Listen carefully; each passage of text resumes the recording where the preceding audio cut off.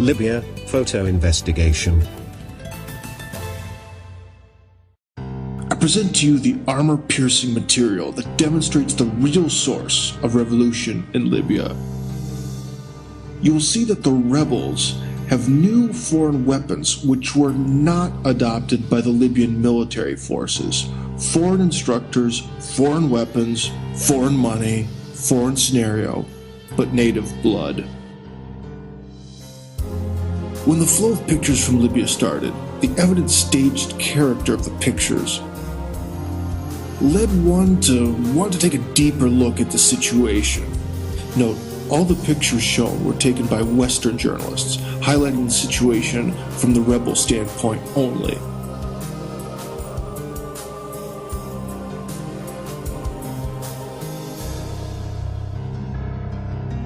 And from the very first frames of film it hit me, the weapons and equipment of those rebels simply could not have been so massive in number and so brand new. Unless the weapons somehow found their way there on time from the outside. Please look for yourself, I could be wrong, but do you think this adds up?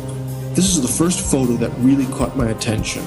You can see in this ordinary demonstrator's hands the light automatic rifle FN-FAL, absolutely brand new, right out of the box.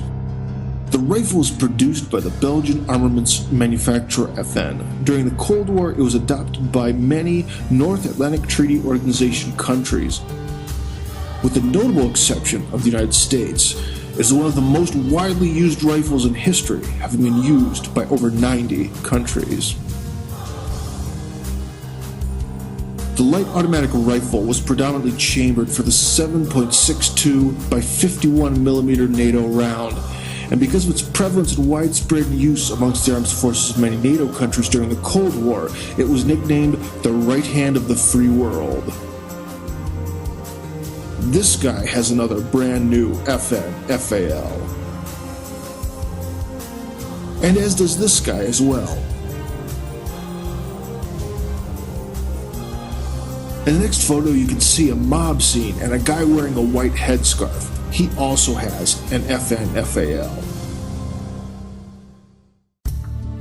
Now, how could all these people get such a weapon in such good condition?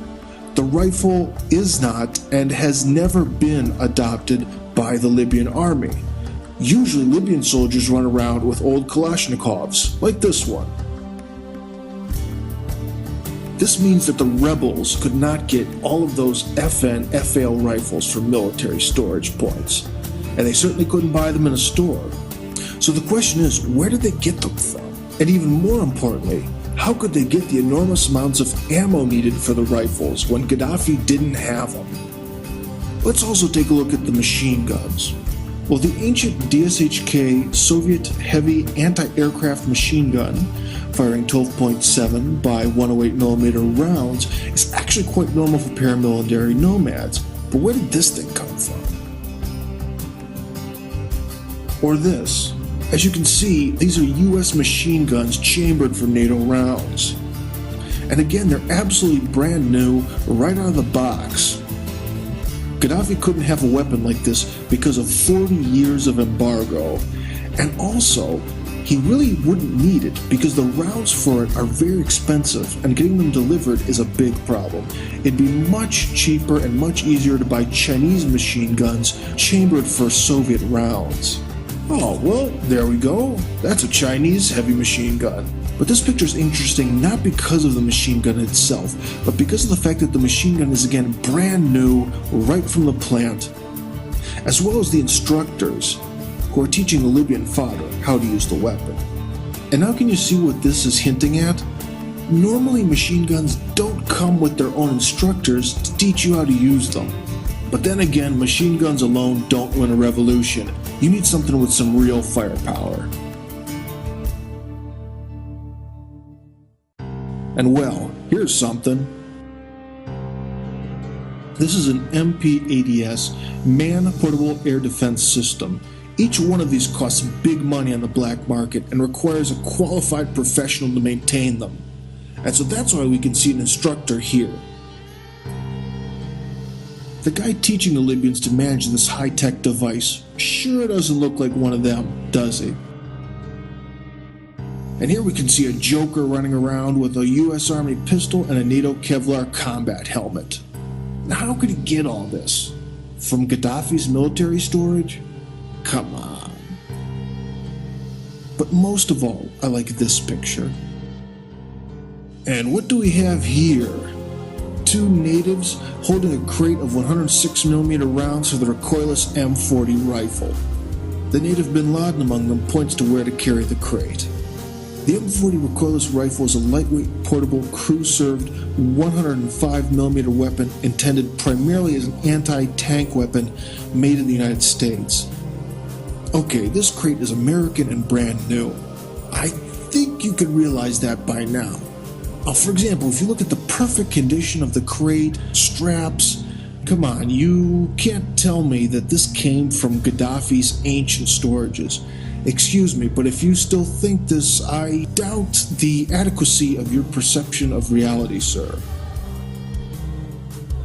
Let me remind you, Libya had a 40-year embargo, so there's no way that Libya could have bought the weapons or the rounds from the US or the UK. It's purely fiction. And by the way, here you can see the recoilless M40 itself. As you can see here, the rifle and the Toyota mini truck don't really give you the impression of a scrappy rebel force fighting for freedom. Wow, and among the rebels we can surprisingly see some African mercenaries that were allegedly hired by Gaddafi to fire on the people. So finally, what is the general conclusion that you can make from our brief photo investigation?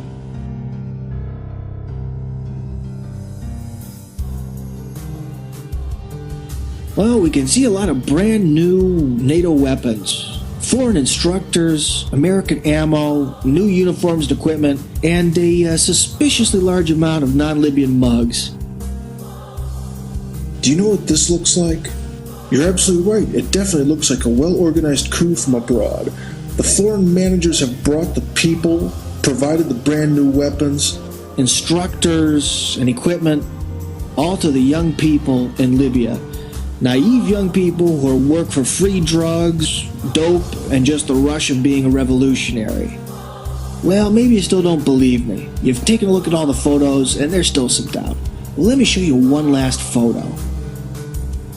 This is what a real desert fighter looks like. No clean NATO weapons, no shining brand new American ammo from unopened boxes, and no Kevlar vests from Europe. Just some rags, an old gun, an axe, and the will to fight. That's what you see there, and that's what everyone fighting should look like. So what's your opinion now? Do you really think all those people in the previous photos are real common demonstrators? What do you think?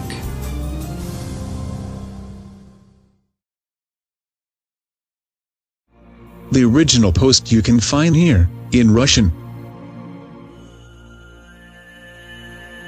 Share information with friends.